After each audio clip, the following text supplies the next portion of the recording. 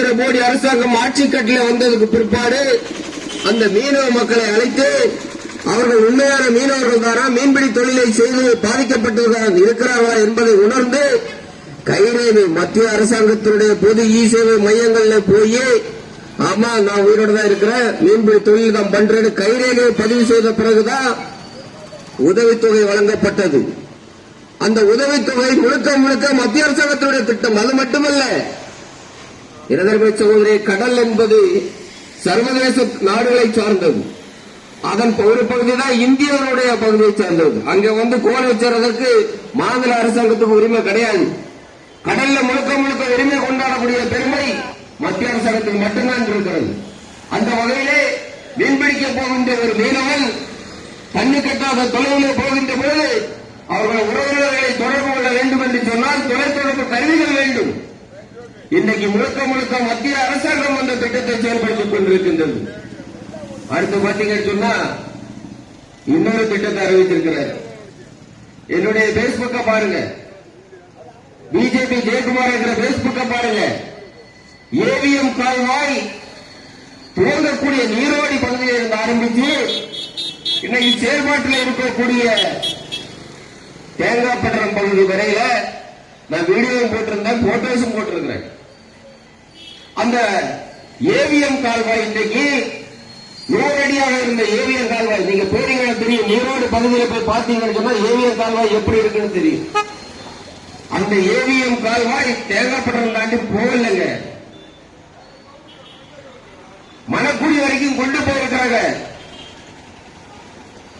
அந்த விக்டோரியா மகாராணி அன்றைக்கு வர்த்தகத்தை பெருக்க வேண்டும் என்ற நோக்கத்தோடு கொண்டு வரப்பட்டதுதான் அந்த ஏவிஎம் கால்வாய். அந்த கால்வாய் இன்றைக்கு செயல்பாட்டில் இருக்கக்கூடியது நீரோடியிலிருந்து ஆரம்பிச்சு தேங்காய்பட்டினம் வரையில, தேங்காய்பட்டினத்திலிருந்து ஆரம்பிச்சு மணக்குடி வரையில போனீங்கன்னு சொன்னா நிலத்தை ஆர்ஜிதம் பண்ணி அந்த மண்டைக்காடு பகுதியே கொஞ்சம் சானல் போயிட்டு இருக்கு. அந்த பகுதியை தூர்வாருவதற்காக பணம் ஒதுக்கி இருக்கின்றார். இந்த கேடகட்ட விடிய அரசுக்கு வந்தே மட்டும் இந்த ஆர்ப்பாட்ட வாயிலாக கூறிக்கொள்கின்றேன். நான் ஒரு விவசாய அணியுடைய மாநில நிர்வாகி. இந்த சாலையை வரக்கூடிய அன்றைக்கு கன்னியாகுமரி மாவட்டத்தில் அனைத்து விவசாய சங்கங்களும், காங்கிரஸ் கட்சியை சார்ந்த சங்கமும் சரி, கம்யூனிஸ்ட் கட்சியை சார்ந்த சங்கமும் சரி, பாரதிய ஜனதா கட்சியை சார்ந்த சங்கங்களும் சரி, அனைத்து விவசாய சங்கங்களும் இந்த மாவட்டத்தினுடைய நீர்நிலைகள் பாதுகாக்கப்பட வேண்டும் என்பதற்காக உண்ணாவிரதத்தை அறிவித்தார்கள். முதலமைச்சர் வரக்கூடிய அன்னைக்கு நாங்கள் உண்ணாவிரதம் இருப்போம் அப்படின்னு சொன்னாங்க. அதனுடைய ஒரு விளைவுதான் இந்த ஏவிஎம் கால்வாயை பற்றி அவர் சொல்லி இருக்கிறார். மற்றபடி ஒரு திட்டத்தை அறிவிச்சிருக்கிறார். அது தேவைதான். ஏனென்று சொன்னால் மதங்கள் மனிதனை பண்படுத்துகின்றன. அந்த வகையிலே ஒரு தேவாலயத்தை புதுப்பிப்பதற்கு பணம் ஒதுக்கியிருக்கிறார் என்று சொன்னால் அதை உண்மையிலே நான் வரவேற்கிறேன். ஆனால் அதே நேரத்தில் நீங்கள் ஒரு ரகசிய கூட்டம் நடத்தினீங்க பாருங்க. இந்த கூட்டத்தின் வாயிலாக உங்களை பார்த்து கேட்கின்றேன், திராவிட முன்னேற்ற கழகத்தை சார்ந்த அனைவரும் பார்த்து கேட்கின்றேன். நீங்கள் திராவிட மாடல் அரசு, உங்களுக்கு இந்து கிறிஸ்டியன் முஸ்லீம் யாருமே பாகுபாடு கிடையாது. ஆனால் நேற்றைய தினம் நடைபெற்ற ஒண்ணு இல்லைங்க, திராவிட மாடல் டாஸ்மார்க் சாதனை விட்டுருங்க. அது அவர் பண்றதில்லை. அப்பா கொடுத்த டானிக்கு அவரை வேலை செய்ய வைக்கும், விட்டுருங்க, கண்டுக்காதீங்க.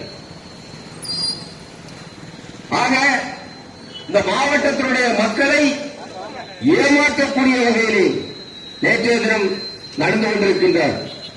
எத்தனை விவசாய திட்டங்கள் இருக்கிறது. நான் நன்றாக ஆசைப்பட்டுக் கொண்டிருந்தேன். பேச்சுப்பாறை அணையை தூர்வாரி சுத்தப்படுத்துவார்கள், இந்த மாவட்டம் விவசாயம் செழிக்கும் என்று நினைத்துக் கொண்டிருந்தேன். செய்யவில்லை. அது மட்டுமல்ல அருமை சகோதரர்களே, நான் ஒரு திட்டத்தை மட்டும்தான் சொன்னேன், ஜல் ஜீவனை மட்டும்தான் சொன்னேன். ஆனால் நம்முடைய நரேந்திர மோடி அவர்கள் ஒரு கருவில இருந்து உருவாக்கி, எனக்கு முன்னாடி பேசுற சகோதரர் பேசுற மாதிரி கருவறை முதல் கல்லறை வரை திட்டங்கள் தந்தது மட்டுமல்ல, அந்த திட்டத்தை எல்லாம் இன்னைக்கு ஸ்டிக்கர் ஒட்டி எப்படி ஜல்ஜீவன் திட்டத்தை இவங்க கொண்டு வந்தது மாதிரி, குடிநீர் திட்டத்தை கொண்டு வந்த மாதிரி நேற்றைய தினம் நம்ம மாவட்டத்தில் ஸ்டிக்கர் ஒட்டுறாரோ இதே போல ஒட்டிலார் மக்களிடத்திலே செயல்படுத்திக் கொண்டிருக்கின்றார். எனதர்மை சகோதரர்களை, கடந்த சில தினங்களுக்கு முன்னாடி பார்த்தீங்கன்னு சொன்னா எல்லாருடைய மகளிருக்கு ஒரு 5000 ரூபாய் கொடுத்தாரு. வரவேற்கிறேன். நேற்றைக்கு நம்ம மாவட்டத்தில் வந்து பேசியிருக்கிறார். மக்கள் எல்லாம் துள்ளி குதித்துக் கொண்டிருக்கின்றார்கள். பெண்கள் எல்லாம் எனக்கு தான் ஓட்டு போடணும். கேடுகட்ட திராவிட மாடல் அரசை பார்த்து நான் ஒன்றை மட்டும் கேட்டுக் கொள்கின்றேன். நீ கொடுத்தது 5000 ரூபாய் வரவேற்கிறேன். எங்களிடமிருந்து பிடிக்கிறது என்ன தெரியுமா? எதற்கு சகோதரர்களை குறிப்பிடுத்திக் கொள்ளுங்கள். பிடுங்குவது எவ்வளவு தெரியுமா? முந்தைய அரசினால் வழங்கப்பட்ட தாலிக்கு தங்கம். ஒரு குடும்பத்தில் ஒரு ஏழை பெண் இருக்குதுன்னு சொன்னா அந்த பொண்ணுக்கு தாலிக்கு தங்கம் திட்டம் கிட்டத்தட்ட இன்றைய மதிப்பு 2 லட்சம் ரூபாய். அது மட்டுமல்ல சகோதரர்களே, அது கூட நீங்க தாலிக்கு தங்கம் திட்டம் தான் நிப்பாட்டின போயிட்டு போ. 2 பெண் குழந்தைகள் வைத்திருப்பவர்களுக்கு ஒரு குழந்தைக்கு 50,000 மூலம் 2 குழந்தைகளுக்கு 1 லட்சம் ரூபாய் கொடுத்துட்டு இருந்தாங்க. என்றைக்கு மகளிர் உரிமை தொகை என்ற போர்களை 1000 ரூபாய் கொடுத்தார்களோ அன்னைக்கு இந்த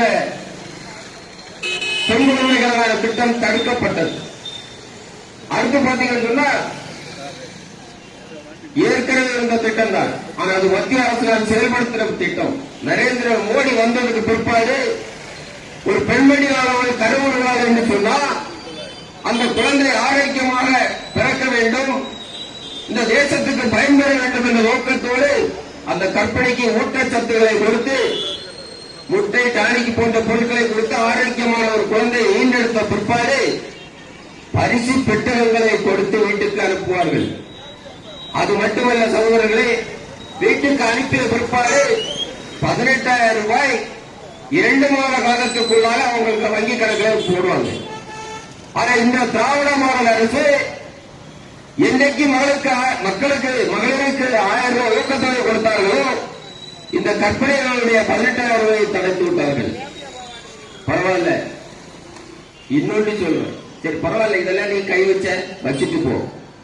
அன்றாடம் கூலி வேலை செய்யக்கூடிய கூலி தொழிலாளர்கள், இந்த பகுதியிலே ஆட்டோ ஓட்டி வாகன ஓட்டுநர்கள், தையல் தொழில் செய்யக்கூடிய சகோதரிகள், ஒத்தராடு சித்தாள் வேலை செய்யக்கூடியவங்க என்ன பண்ணுவாங்கன்னு சொன்னா, தான் 60 வயசுக்கு பிறகு ஏதாவது ஒரு சின்ன பென்ஷன் கிடைக்கும், வயசான காலத்துல சந்தோஷமா குடும்பத்தோடு வாழலாம் என்று நினைத்துக் கொண்டு நலவாரிய திட்டத்தில் இணைஞ்சிருந்தாங்க. அந்த நலவாரிய திட்டத்தில் வந்து பாத்தீங்கன்னா 60 வயசுக்கு பிறகு ஒரு 1000 ரூபாய் 1200 ரூபாய் பென்ஷன் கொடுத்துட்டு இருந்தாங்க. எல்லாருமே சகோதரர்களை கட்டுமான தொழிலாளர்களை தவிர்த்து நான் வந்துட்டு இருக்கும்போது ஒரு போஸ்ட் ஓட்டியிருக்கேன், கையாளாத கபோதி கம்யூனிஸ்ட்காரன் எப்படி எல்லாம் மக்களை தேர்தல் நேரத்தில் மனசை மாற்றாங்க பாருங்க. நான் வரும்போது அங்க 1-2 கம்யூனிஸ்ட் போஸ்ட பார்த்தேன். உயர்த்தி வளர்ந்து கட்டுமான தொழிலாளர்களுடைய ஓய்வூதியத்தை 3000 உயர்த்தி வழங்கு ஓட்டியிருக்காங்க. அந்த படுத்தவனுடைய அரசாங்கம் என்றைக்கு மகளிர் உதவித்தொகை கொடுக்க ஆரம்பித்தாலோ அன்றைக்கு கட்டுமான தொழிலாளர்களை தவிர மற்ற தொழிலாளர்கள் அத்தனை பேருக்கும் கொடுத்துக் கொண்டிருந்த பென்ஷனை நிறுத்தினாலே உங்களால கேட்க முடியுதா? முடியலையே. பிறகு இருக்கின்ற கமல நாடகம் எல்லாருமே செய்வீர்களே. இப்படி கிட்டத்தட்ட ஒரு கிராமத்திலே ஒரு குடும்பத்துக்கு 3-4 லட்சம் ரூபாய் இழப்பீடை ஏற்படுத்திக் கொண்டு 5000 ரூபாய் கொடுத்திருக்கிறார். இந்த 5000 ரூபாய் வாங்கிட்டு என்ன பண்ணாங்க நினைக்கிறீங்க? நான் என்ன பேசுறேன், யாராவது கெட்ட வார்த்தை பேசினா இல்ல, பக்கத்துல போனாரு, அந்த 5000 ரூபாய் ஒரு பங்கை கொண்டு போனாரு, டானிக்க போட்டாரு, கெட்ட வார்த்தை பேசிட்டு போறாரு. இன்றைக்கு பாத்தீங்கன்னா போதை கலாச்சாரம். நாளைக்கு கண்ணு மணி தெரியல, நாளைக்கு போதை தெரிஞ்சு பார்த்தாருன்னா அண்ணா வாங்க டீ சாப்பிடணும்னு சொல்லிட்டு என்ன கூட்டிட்டு போய் டீ வாங்கி தருவாரு.